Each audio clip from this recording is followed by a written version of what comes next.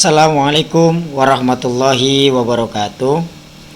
Alhamdulillah, Allahumma sholli ala Sayyidina Muhammad wa ala ali Sayyidina Muhammad. Anak-anakku, semoga semua dalam lindungan Allah Subhanahu wa ta'ala. Pada pertemuan kali ini kita akan belajar tentang hormat dan patuh pada orang tua dan guru. Hal yang akan kita pelajari dari materi kali ini adalah yang pertama, meyakini bahwa hormat dan patuh kepada orang tua dan guru sebagai kewajiban agama. Menunjukkan perilaku hormat dan patuh kepada orang tua dan guru sebagai implementasi pemahaman Quran surat Al-Isra ayat 23 dan hadis terkait. Yang ketiga, menganalisis perilaku hormat dan patuh kepada orang tua dan guru. Dan yang terakhir, menyajikan kaitan antara ketauhidan dalam beribadah dengan kehormatan dan patuh kepada orang tua dan guru sesuai dengan Quran surat Al-Isra ayat 23 dan hadis terkait. Peta konsep materi pada pertemuan ini adalah anak-anakku harus paham tentang orang tua dan guru. Orang tua dalam Islam, pengertiannya, dalilnya, bahkan nanti sampai kepada jasa-jasa guru. Baiklah, sebelum dimulai ada quote menarik, yakni dari Sayyidina Ali radhiyallahu an, mengatakan bahwa aku adalah budak, hamba sahaya bagi orang yang mengajariku walau hanya satu huruf.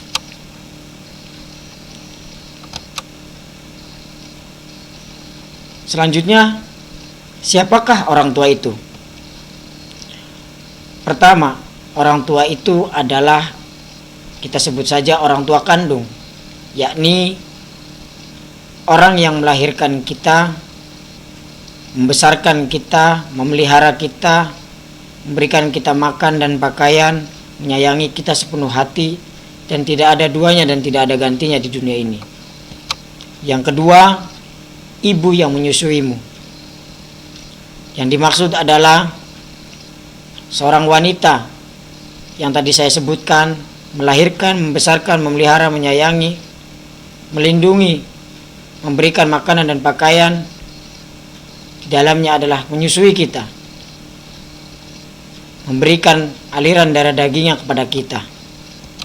Lalu yang ketiga, orang tua ilmu, yakni disebutlah sosok guru. Dengan demikian, guru juga termasuk orang tua yang mempunyai kewajiban mendidik, mengajarkan, membimbing supaya seorang anak bisa menjadi manusia yang lebih baik, bisa menjadi manusia yang berguna di masa depan. Lalu yang keempat, orang tua yang menikahkanmu dengan anaknya, kita sebut adalah mertua. Sehingga kedudukan orang tua yang saya sebutkan tadi tentu saja bukan untuk dibeda-bedakan secara pengabdian, tetapi perbedaannya hanyalah pada pengertian.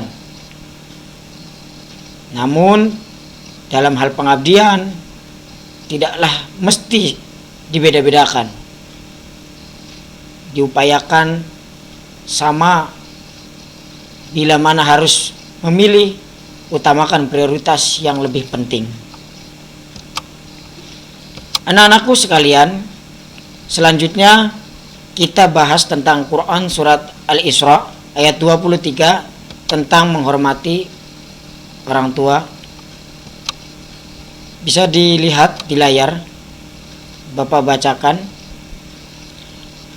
Bismillahirrahmanirrahim. Wa qada rabbuka alla ta'budu illa iyyahu wa bil walidaini ihsana.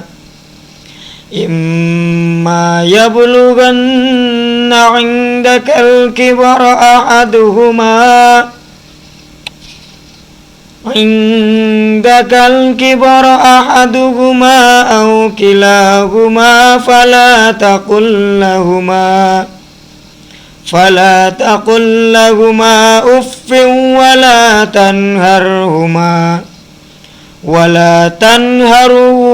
wa qul lahuma qawlan karima.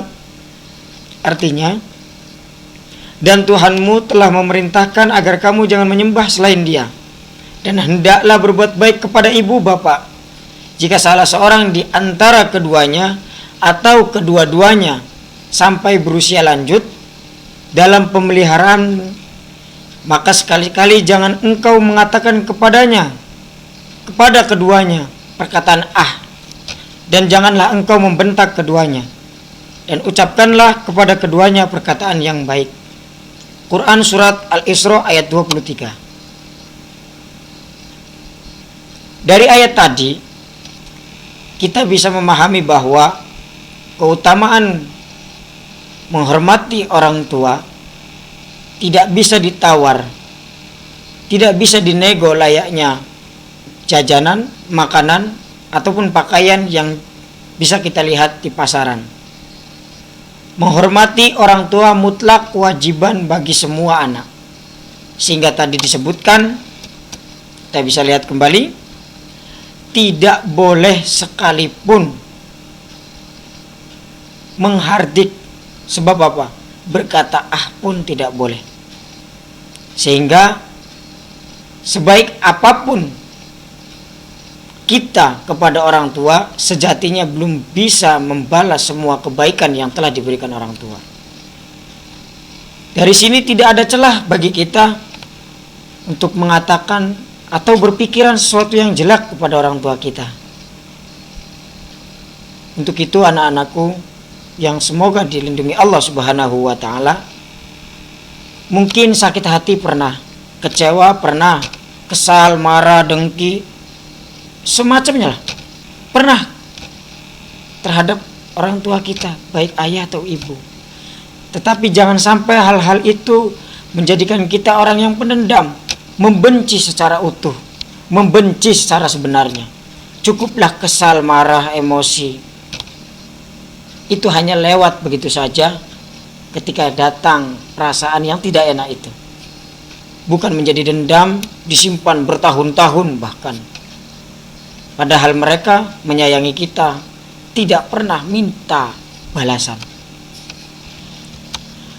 Maka ada beberapa poin yang harus kita pahami dari menghormati orang tua. Pertama, menaati semua perintah orang tua tanpa terkecuali. Tentu saja ini berlaku bagi sesuatu yang positif. Ketika sesuatu itu negatif, Anda sebagai orang yang nanti bertumbuh menjadi orang yang dewasa harus bisa memilih dan menentukan sikap yang lebih baik. Kedua, berbuat baik kepada orang tua. Berbuat baik itu ada 3. Pertama, dengan lisanmu, dengan perkataan yang sopan, beradab, lemah lembut, menyenangkan. Kedua, dengan perbuatan, nyapu di rumah, ngepel, nyuci piring, yang simpel-simpel sajalah.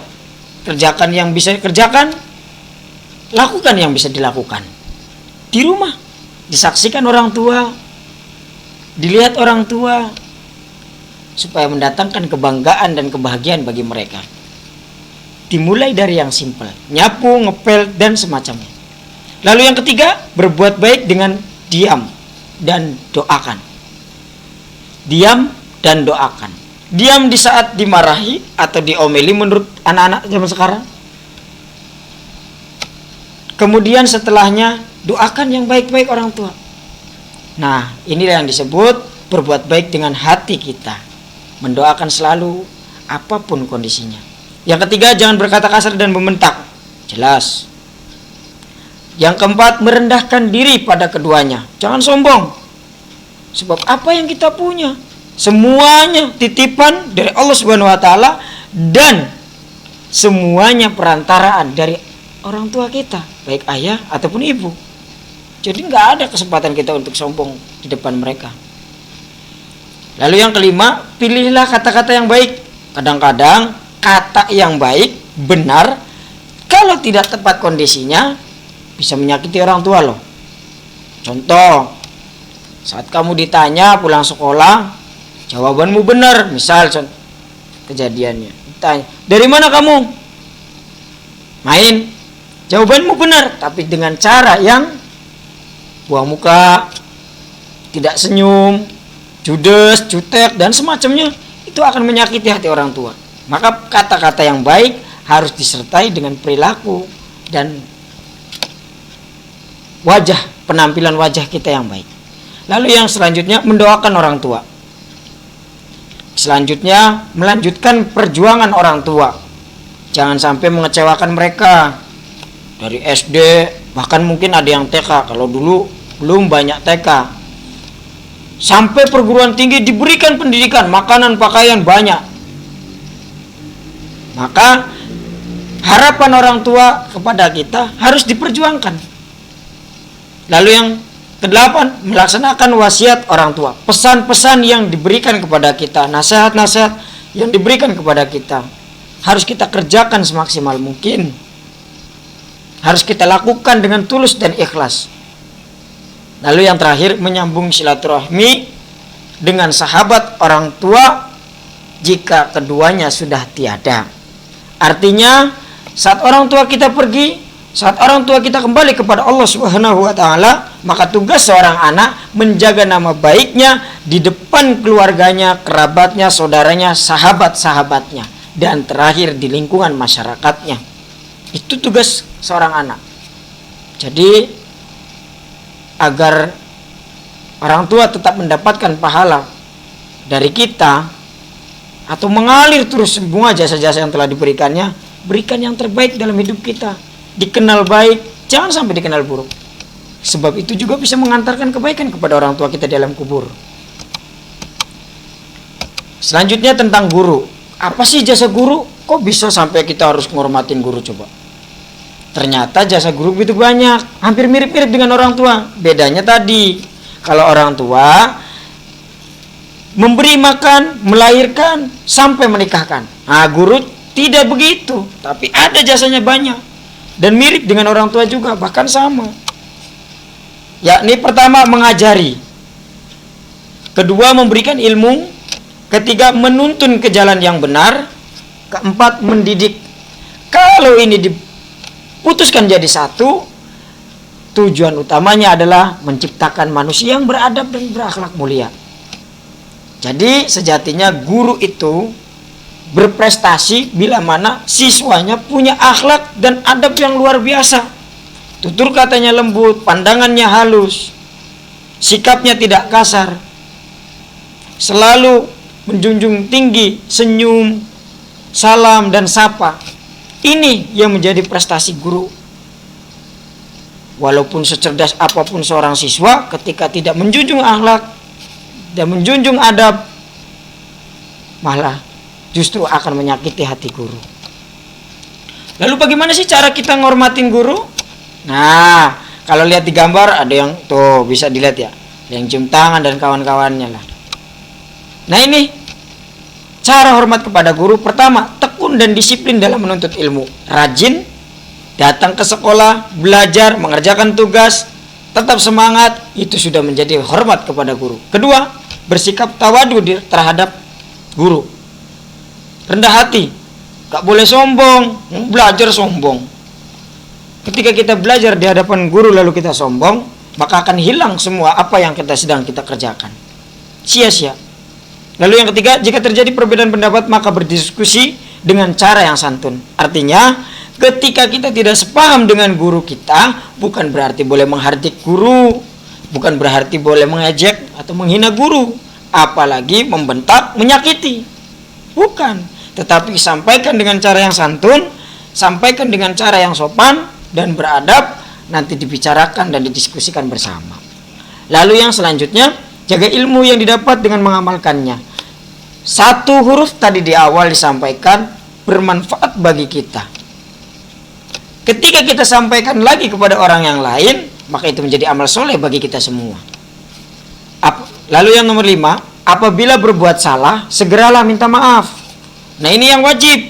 Jadi ada istilah sebanyak apapun salah guru, bukan berarti guru harus minta maaf kepada siswanya, melainkan harus dibicarakan kembali bersama-sama, apalagi jelas-jelas bila mana perbuatan salahnya dari kita sebagai siswa. Harus duluan minta maaf, mengingat guru juga orang tua kita. Lalu yang keenam, mendoakan guru, karena derajat dan kedudukannya sama dengan orang tua kita di rumah yang melahirkan membesarkan kita, maka mendoakan guru jadi kewajiban dan bukti hormat kita kepada mereka. Lalu yang ketujuh, meneladani perilaku terpuji guru. Meneladani perilaku terpuji guru yang ini adalah melihat segala yang dilakukan guru, yang baiknya kita tiru, yang jeleknya kita koreksi baik-baik. Lalu yang kedelapan, tidak membicarakan kejelekannya. Ini suka jadi langganan. Di kelas sok senyum, di belakang sama teman-temannya ngomongin, wah, guru matematika galak, guru fisika kejam, serem. Tapi ketika di kelas senyum-senyum, iya paham. Ini harus jadi PR bagi semua yang sedang belajar. Jangan sekalipun menjelekkan, membicarakan keburukan guru. Ngeluh sedikit boleh, malah mah kudu, manusia ngeluh boleh, tapi membicarakan berkelanjutan namanya dendam, gak boleh. Lalu yang 9 terakhir, menjaga nama baik alma mater tempat kita menuntut ilmu. Di antara hormat kepada guru yang tidak kalah penting juga adalah menjaga nama baik alma mater Anda belajar.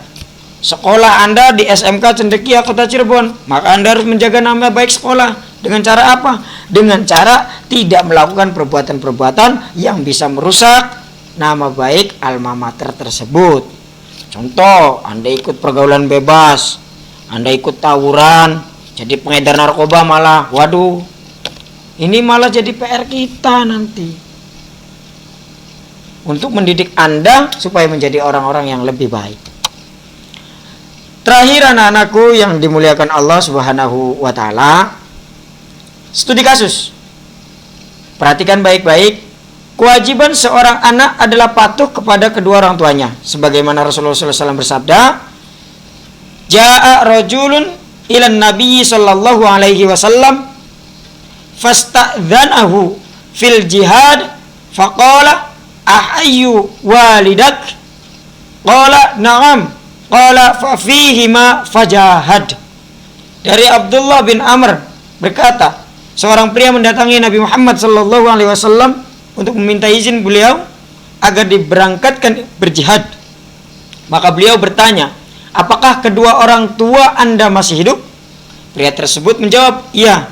Maka Nabi Muhammad sallallahu alaihi wasallam berkata, berjihadlah dengan berbakti kepada keduanya. Hadis riwayat Bukhari nomor 3004 dan Muslim nomor 5. Pertanyaannya, bagaimana halnya jika orang tuamu memerintahkan hal yang tidak baik? Bagaimana sebaiknya Anda menyikapinya? Silahkan untuk pertanyaan ini Anda jawab di kolom komentar dengan menuliskan nama, kelas, dan komentar Anda. Demikian pelajaran singkat kali ini. Mari kita ucapkan hamdalah. Alhamdulillahirabbil alamin. Wallahu muwaffiq ila aqwamit thoriq. Assalamualaikum warahmatullahi wabarakatuh.